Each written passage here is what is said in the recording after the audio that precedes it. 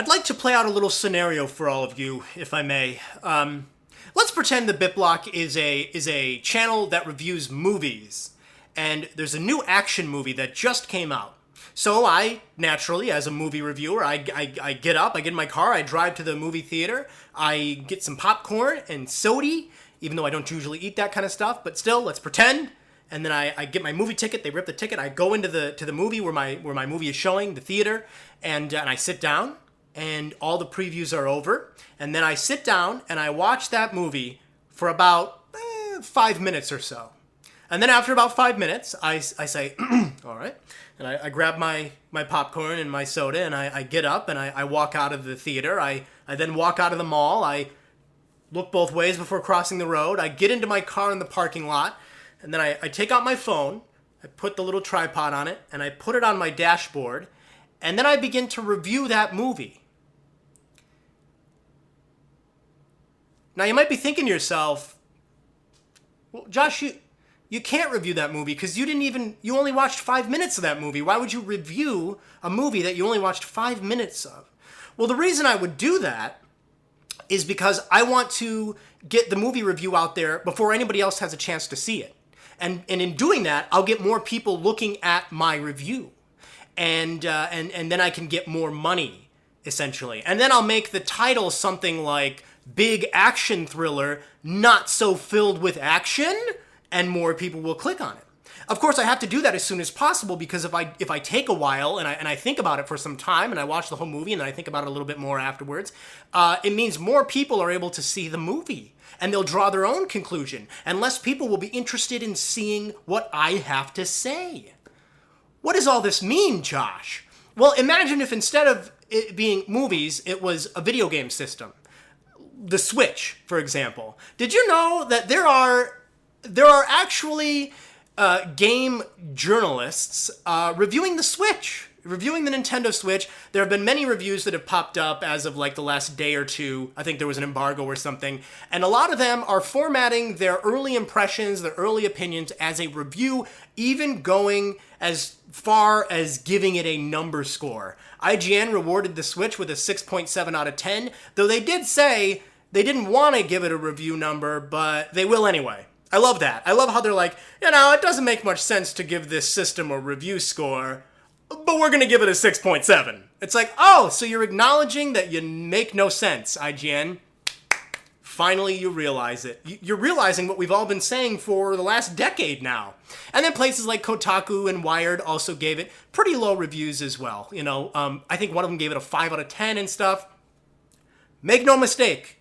I am not here to be a fanboy and say, nah, they're making fun of my Nintendo system, but I love Nintendo. You can't say nothing bad about Nintendo. That's not me at all. In fact, if you've been at this channel for even a small period of time, you'll see that I've actually dragged Nintendo through the mud myself several times, and I enjoyed the hell out of doing it. I believe in spanking Nintendo when they're being a bad child and rewarding Nintendo when they're being a good child. The Switch is Nintendo being a good child. Now, I'm not going to say the Switch is flawless. I'm not going to say there's no problems. But what I will say is that it's utterly ridiculous to jump on and actually format an article or a video as if it's a legitimate, respectable review for a product that isn't even available yet. I think the only appropriate thing to be reviewing right now as far as a video game console goes is the Wii U. Now is the time to review the Wii U. It had its life. We know everything about the Wii U. Nothing's going to pretty much change from now on out. So review it now. But of course, who the hell's going to review a Wii U right now, Josh? Are you crazy? That doesn't have a lot of sex appeal to it. Nobody wants to see a headline that says, here's our review for the Wii U console in the year 2017 before the Switch comes out. You got to get that ad revenue. You got to get those clicks, baby. Click, click, click, click. See, here's another scenario I want to put forward to you. Let's say, and I'll explain why they do this. I'll explain why IGN and all these websites are reviewing the Switch, even though they full well know there's no logic in doing that. Let's say I am at a restaurant, an Italian restaurant, and I'm looking at the menu and I say, oh, spaghetti. Okay, I'll have the spaghetti, but no meat in the sauce because, And so they're like, oh, very good choice, sir. Okie dokie. And Mario's working at it. And he goes back and he comes out and he's got my spaghetti and it looks delicious and I'm eating it. And I eat it. I get about halfway done and I'm eating it. And then all of a sudden, somebody bursts through the door and they're a food critic. And they're like, wait a minute, Josh, don't you want to hear my review on that food you've been eating for the last 20 minutes? And I'm like, not really. I have it myself. I've already eaten it and I'm pretty much already done developing my opinion on it. So I don't really care about your opinion so much, to be honest.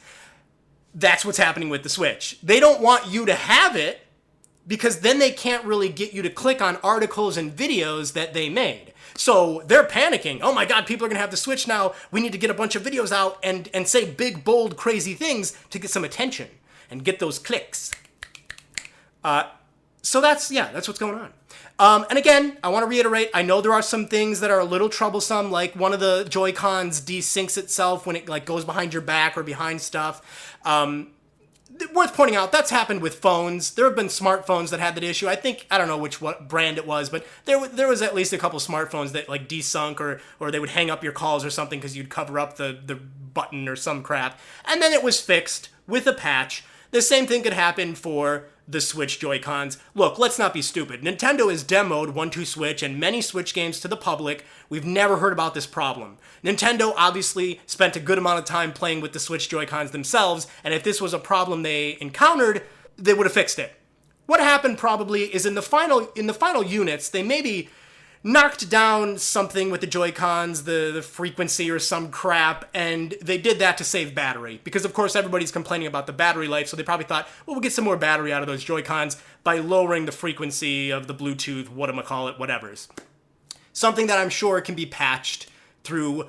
Oh, by the way, there's a day one patch for the Switch. So on day one, when this launches, a lot of the stuff that people could be complaining about that have review systems might be a totally moot point.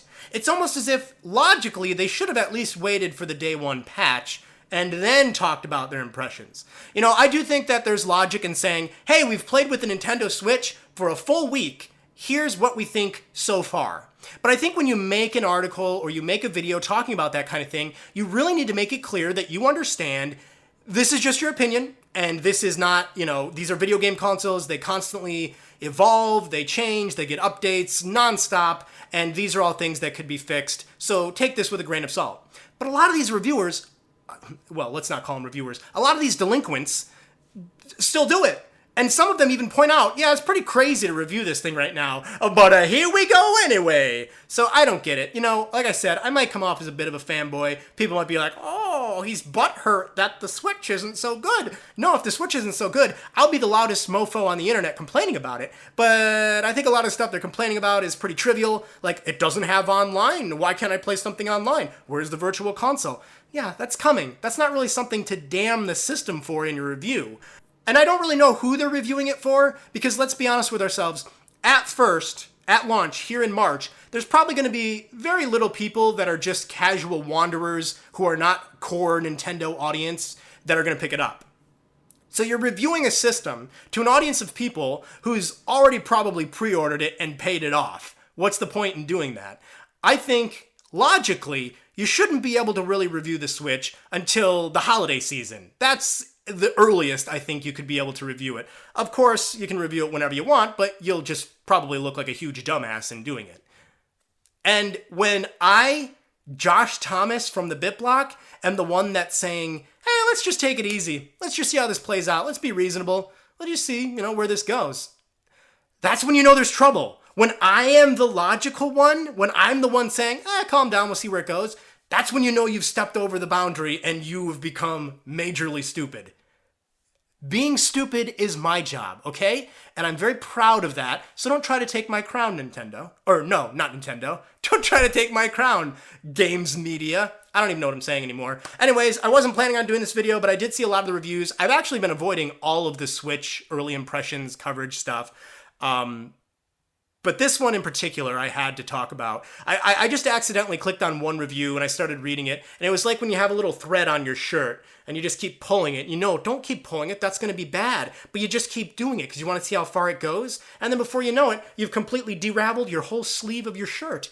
That's pretty much what happened here tonight. I looked at way too many of these reviews and now I don't have a sleeve on my shirt. I don't know. That metaphor kind of fell apart at the end there. Anyways, guys, I just want to take this opportunity to say that I hope you guys get a chance to get a Switch for yourself and decide what you think about it. And when you do, leave a comment below or on another video or somewhere and let me know what you think. Tweet it to me. Let me know.